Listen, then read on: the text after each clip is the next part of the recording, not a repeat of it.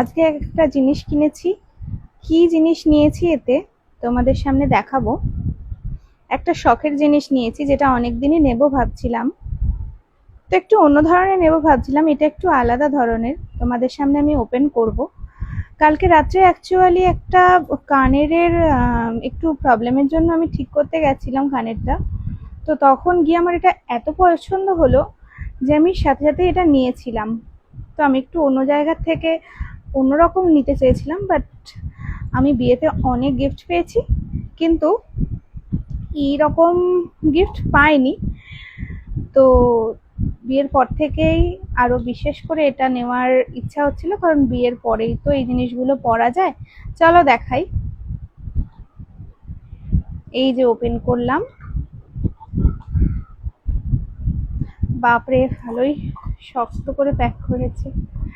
এই যে জিনিসগুলো দেখো, আমি বলতে পারি যে যারাই এই জিনিসটা দেখবে প্রত্যেকের পছন্দ হবে।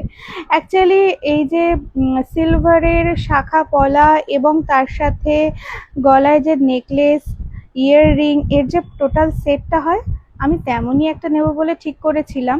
এবং ভাইরাল পলা আর শাখা বাঁধানোর সেট পাওয়া যাচ্ছে ইদানিং, যেগুলো আমি দেখে রেখেছিলাম, কিন্তু তারপর হঠাৎই দোকানে গিয়ে দেখলাম এই সেটটা আমার ভীষণ পছন্দ হলো আর আমি নিয়ে নিয়েছি।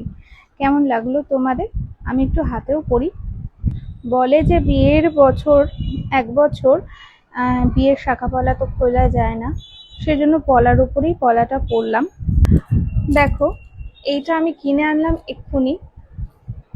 আমার খুব বাজে শখ আছে, যেটা হলো যে যখনই আমার কিছু চোখে লাগে আমার তখনই সেটা দরকার, সেটা যে জিনিসই হোক না কেন। আর এটা খুবই বাজে শখই আমি বলবো। আরও একটা বাজে শখ আছে, যেটা হচ্ছে কিনলে, কোনো জিনিস কেনাকাটা করলে আমার মন খুব ভালো থাকে। তো অ্যাকচুয়ালি আমার মনে হয় সব সময় কিনতে থাকি কিছু না কিছু। এইটাও আমার একটা খুব বাজে অভ্যাস। তো যাই হোক, এই যে আমার খুব পছন্দের একটা জিনিস, আরও এরকম পুরো সেট ধরে আমার কেনার ইচ্ছা আছে। আজকে আমি একটা কিনলাম, কেমন লাগছে জানিও। চলো টাটা।